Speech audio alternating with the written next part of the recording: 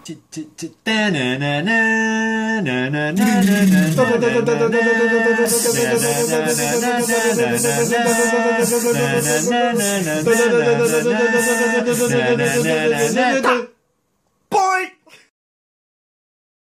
Science! Black Science! Image Comics! Image Comics! Image Comics, man. Image Comics are blowing up. A lot of good titles. So many. Yeah. Third best company in the world, I think. Yeah, besides DC and Marvel, and then third place is Image Comics. Because Image Comics is still having that independent creator-owned titles. Yeah. So the stuff we've been reading so far is Black Science.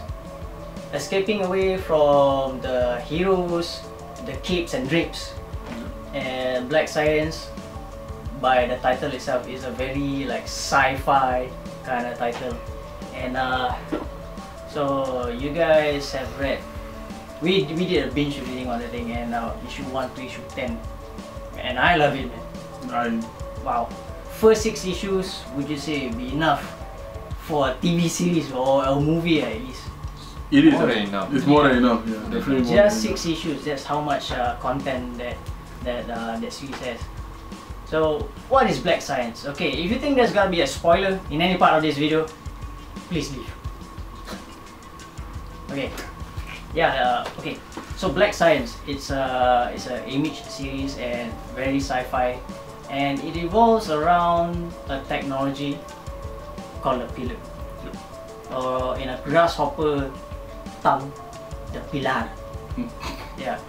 So basically, what does the pillar do? It revolves around a family who created the pillar, and then what it can do is that it can travel through dimension, where they like theorize it in a, it's an onion, a fruit.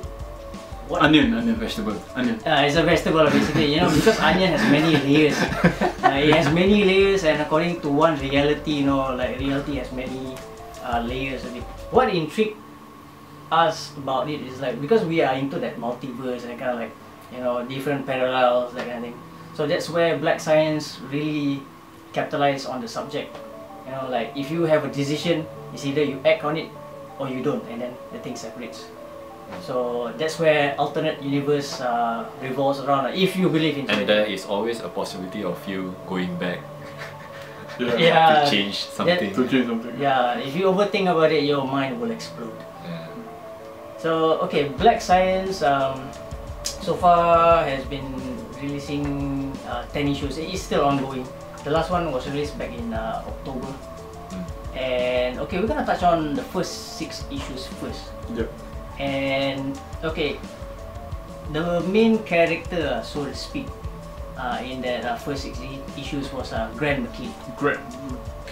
And somehow things got sabotaged, and eventually he had to time jump or parallel jump into another universe with nearly the entire family except for his wife. And he brought his kids on, like, yeah, on like a tour kind of thing. Yeah, it was started out from a tour, and things just got bad from the get-go. I mean, the first issue itself, we were straight into the into the action. That's true. Yeah, and like so far, like, what do you think about the storytelling? Was it like difficult to understand because it was sci-fi? Was it too much? To me, it didn't have any like technical jargon and anything. It was like zero of it.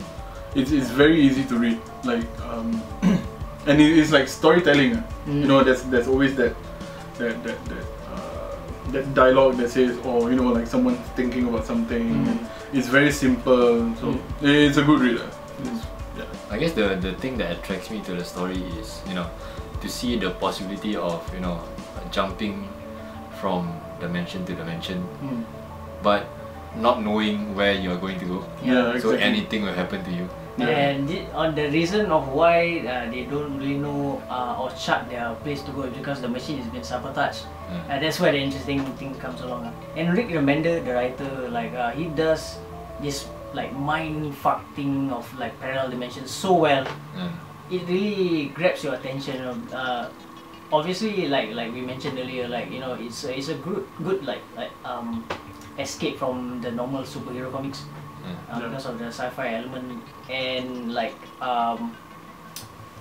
Rick Remender I mean, for us, he's famous for like the Uncanny X-Force, and recently he did Uncanny Avengers, and especially for Uncanny X-Force, when he did his run, and when you read Black Science, you will know, hey, this thing, the drawing and the art direction and the coloring looks familiar.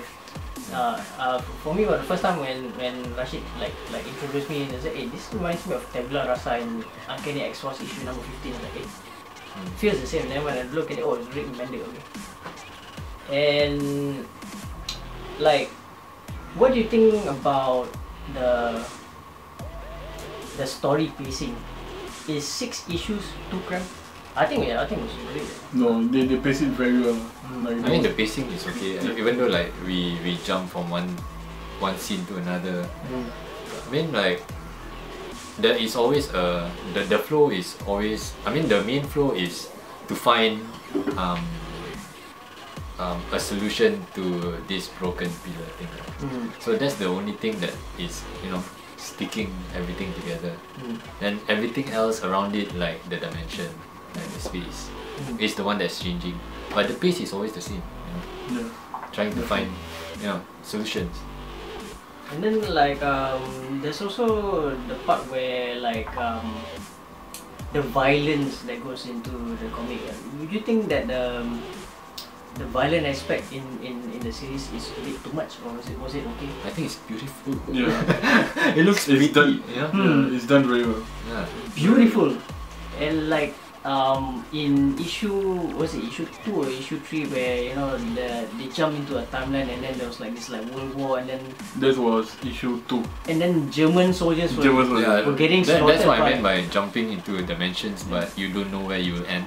So you might end in a bunker, like with, you know, Nazis around you or whatever. Yeah, German soldiers getting pulverized by an Indian tribe who's really advanced in their technology, where you know like really advanced Indians, not Indians like curry Indians, Curry Indians, but red Indians, you know, like they like really own the land that those red Indians. Not curry Indians. I know we're Singaporeans, there's no tose in this topic. So I just want to highlight about in issue 6 where there's this panel. In issue 6, one of the panels said, all those years preaching non-violent solutions, what a laugh. Ideology is a masturbation, a jerk-off afforded to those few privileged with time on their hands and no wolves at the door. Put that shit in the test, in the field, and this is what you get. That itself, that line itself, to me, I think is one of the, like the more like serious takes in comics. You know, like it's like when I read that panel, I think about it like, you know, yeah, correct. You know, we can think about like a lot of non-violent solutions, and then when you put it in a test, in a real situation, not many people would actually keep calm. Yeah. And not a lot of comics are actually, most comics are fun-loving. But in this Black Science, there's no fun-loving thing or event. No. It's like you're stuck in a situation and you just deal with it. And sacrifices have to be made. You know, like we gotta talk about issue 6. Yeah. Okay, this is where most of the spoilers will be. Like the plot twist. That's why Rick Remender is one of those guys where, you know, at the end of the last 2 or 3 pages in the comic, you will leave a little bit of a cliffhanger, which will make you like, oh man, I gotta see the next issue. And in the issue number 6, one of the main characters died, and you found out that in the entire story, it's not really about the main characters or any of the characters. It is about the pillar itself, or what it justified. So, what's your take on the pillar? Is it an evil thing, or it's entirely not the pillar, but the real evil is the choices of man? That's deep. That's deep. Firstly, I don't think he's dead, because I mean, after Kade, one of the characters' name is Kade, if you want to know. Melayu as far. Yes. After Kade joins the rest, to go to another dimension, right? It doesn't really, they don't really, I don't know about issue 7, 8, 9 lah, but it doesn't show that, you know, McKay died. He might just be stuck there. I mean, I forgot what's the relation between him and that Rebecca? monkey. Oh, the monkey. The last monkey. Oh yeah, because okay. Yeah, what was the relation? I forgot. Okay, basically, okay. Wait. But basically, they have another pillar there, right? Yeah, correct. So there is always a chance of him fixing that pillar, or maybe that pillar is working. You know? Yeah. The interesting thing about like again Black series is like, okay, they put it in a theory of like the onion, many layers of reality and reality based on choices. So the thing that keeps coming back to my mind is that, you know, what if like the single thought of an idea like goes across realms or planes or realities, not just by humans but also by different species. Like the thought of a pillar, of the creation of a pillar, spans across the entire scape of everything. The thought of like you know, the thought of inventing or the invention of the pillar, you know, that goes across all realities, realms, planes, multiverse, what have you. And that's why there's like a different version of a Grand K, a human version, and possibility of a monkey version, or a very giant-sized grasshopper version. That doesn't necessarily be called a Grand K, but the thought of it resides within different species and different time frames, that is as sci-fi as you can get. You talk about the singularity of, you know, like where does this source of the thought originates from? That's where the I mean, people might look at it as like the pillar being the bad guy lah. I mean, the source of, you know, whatever is going on here. But actually, it's the formation of the pillar itself, which is us, as in like humans, our like, decisions. Yeah, our want to, you know, to be better, to be advanced in technology and what have not lah. Like if you were to read in detail of why the decision of creating the pillar is that in the main family or story of like the cast is where, you know, the team actually decides that they wanted to make the pillar so that they can travel different dimensions and different planes, so that they can actually pick up different technologies and improvements. Let's say there was no cure. Yeah, now basically, like if you put it like in our time frame, there is no cure for cancer, but if they would travel in a different plane, might be another reality where cancer is cured. So basically, that's where their intentions are originate from. Like they want to travel and, you know, find cures and resources, you know, so they can improve and learn from there. But basically, of course, things didn't turn out as they should, because like everything haywired. You know, people get. I don't think they expect to see different versions of themselves as well. Yeah, like, and so similar, but actually it's not really. Yeah. And that's the thing about, like, it gets even more complicated, that, you know, every version, let's say this is the version of us where you're seeing here, and then we suddenly see another version of us right in front, and that version believes that they are the original version, and we think we are the original. That's where the thing got like really confusing and like intriguing as well, you know, like, and to add that he's a monkey. Yeah. So like every version thinks they are right, because like they have never seen anything else beyond themselves. And once they meet each other, it either becomes something destructive or it becomes something really interesting. And that happens a lot in Black Science, especially, you know, like different cultures being exposed to different technologies and stuff. You know, a very advanced Red Indian shaman who doesn't talk much. Oh, that shaman! Yeah, he's so badass. Out of the 10 issues, like, you know, in hindsight, the shaman is he's been taken away from his clan, and because he needs to help the Grand McKay to recover. And besides that, he doesn't really do anything. But when he does need to sprung into action, he said that one-liner that was the punchline. Yeah, the pillar is the black science, because it is the destructive force. It is the disease, everything that is bad, because it is black science. Because it's not pseudoscience, it's not normal science, it's just black science.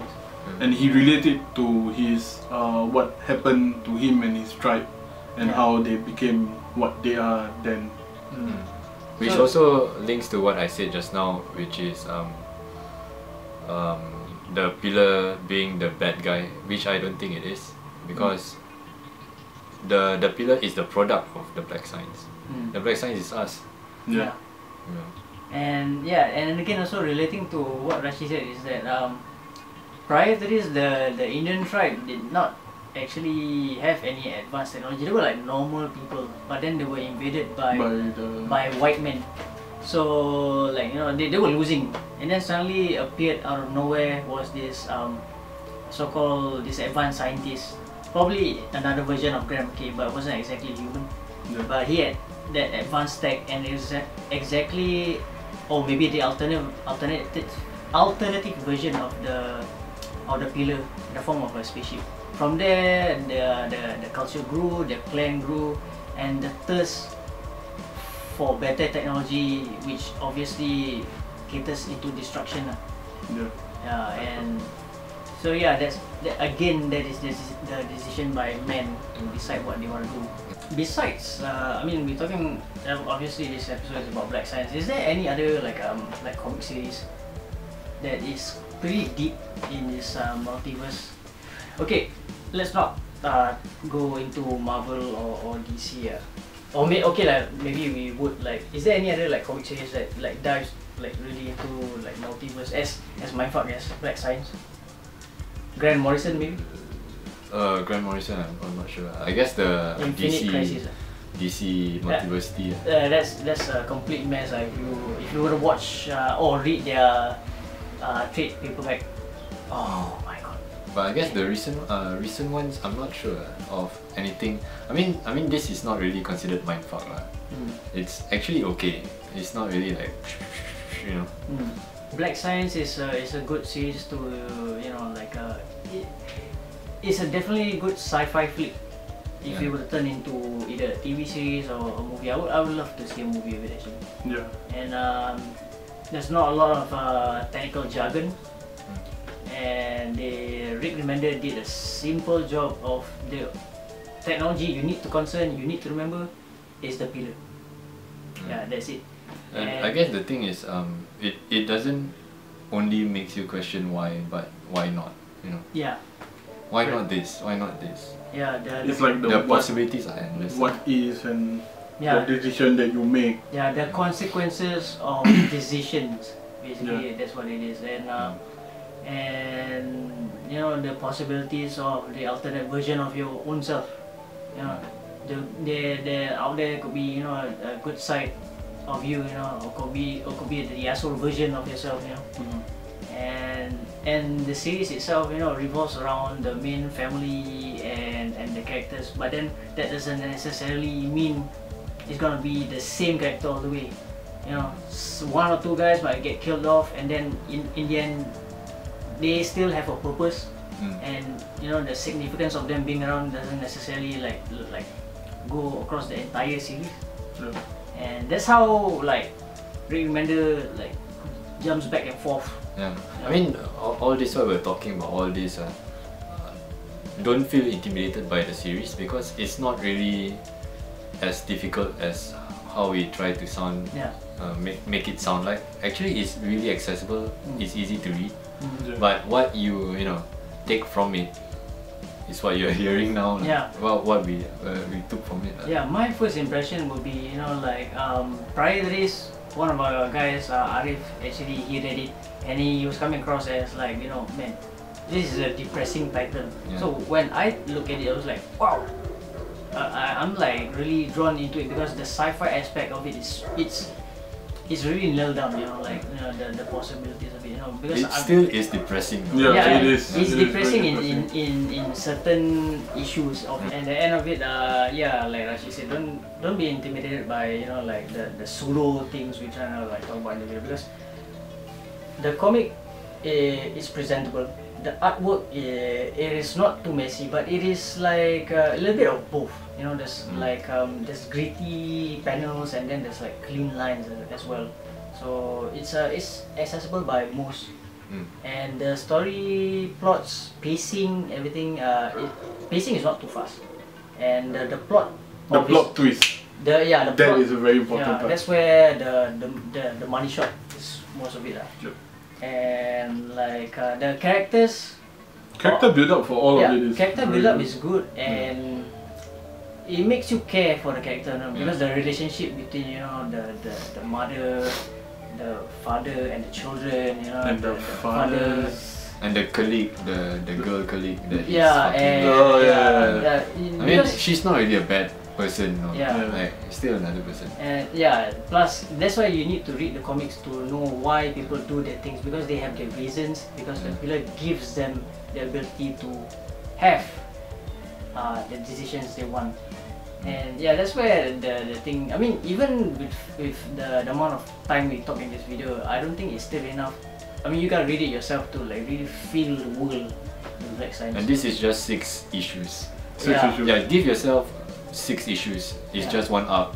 Yeah. So, and then you see it for yourself. Yeah, the first 6 issues, that first arc is fantastic, seriously. I mean, you can read it until the latest issue 10, which was last released in October, but still 6 issues is enough to make you hungry for more, definitely, for sure.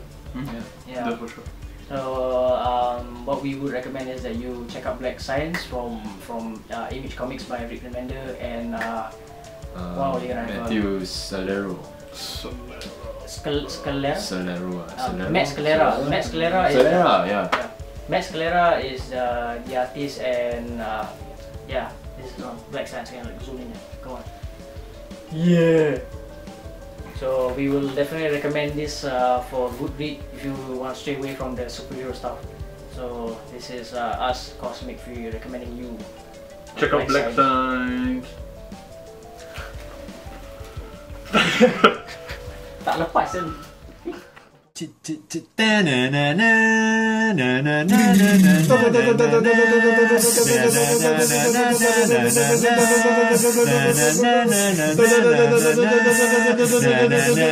Na